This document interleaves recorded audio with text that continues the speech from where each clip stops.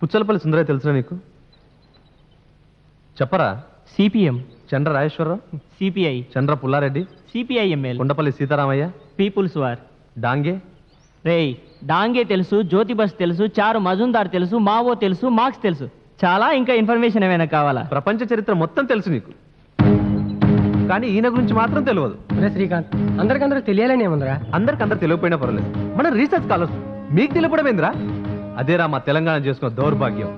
ప్రపంచ ఉద్యమాల చరిత్రలో మైలురాయిగా నిలిచిన తెలంగాణ సాయుధ రైతాంగ పోరాట వీరుడు కామ్రేడ్ రావి నారాయణ రెడ్డి రయ్యన 1952లో మొట్టమొదటిసారి జరిగిన పార్లమెంట్ ఎన్నికల్లో 542 మంది ఎంపీలే కాదు, నెహ్రూ కంటే కూడా అత్యధిక మెజార్టీతో గెలిచిన తెలంగాణ సింహం రా.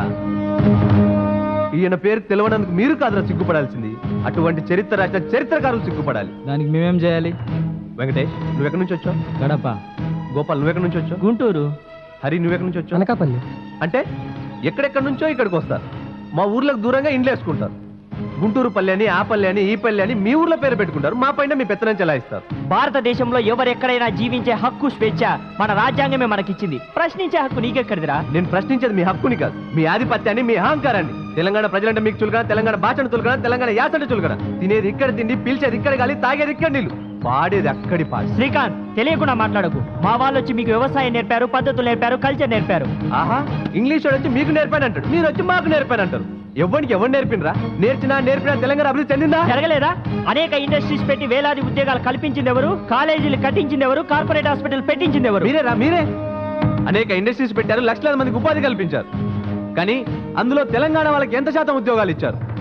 కాలేజీలో తెలంగాణ వాళ్ళు ఎంత శాతం ఉన్నారు? కార్పొరేట్ హాస్పిటల్ ఎంత శాతం ఉన్నారు? సెక్రటరీలు ఎంత శాతం ఉన్నారు? గవర్నమెంట్ ఉద్యోగాలు ఎంత శాతం ఉన్నారు? న్యాయస్థానంలో ఎంత శాతం ఉన్నారు?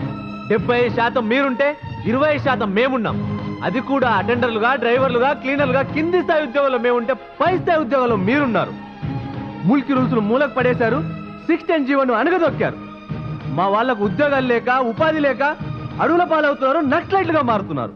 ఏంట్రా నువ్వు మాట్లాడేది? వాస్తవం రా, ఇది వాస్తవం. అలాగంటే ఐటీని డెవలప్ చేసి హైటెక్ సిటీగా మార్చింది ఎవరు? రోడ్లు, రింగ్ రోడ్లు, ఔటర్ రింగ్ రోడ్లు, రియల్ ఎస్టేట్, ఇంటర్నేషనల్ ఎయిర్పోర్ట్, వీటన్నిటితో హైదరాబాద్ సిటీని గ్రేటర్ సిటీగా ప్రపంచం గుర్తించే స్థాయికి తీసుకొని వచ్చింది ఎవరు? మీరేరా, ఇది మీరే.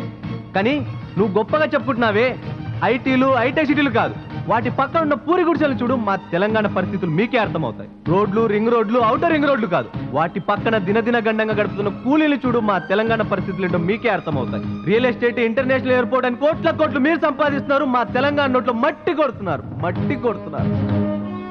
కృష్ణా, గోదావరి నదులు 70% తెలంగాణలో ప్రవహిస్తున్నా నల్గొండ జిల్లా ప్రజలు ఫ్లోరైడ్ నీళ్ళు తాగి అవిటి వల్ల అల్లాడుతున్న గుక్కెడ మంచి ఇచ్చే పరిస్థితి లేదు. నీళ్లు మీగిపోతున్నాయి, కన్నీళ్లు మాకు మిగులుతున్నాయి. 2 జీవనదుల మధ్య ఉన్న మా తెలంగాణ జీవమే లేకుండా పోతుందిరా. ఇన్ని అన్యాయాలు జరుగుతుంటే మీ రాజకీయ నాయకులు, మీ దొరలు, మీ పెత్తందారులు ఏం చేస్తున్నారా?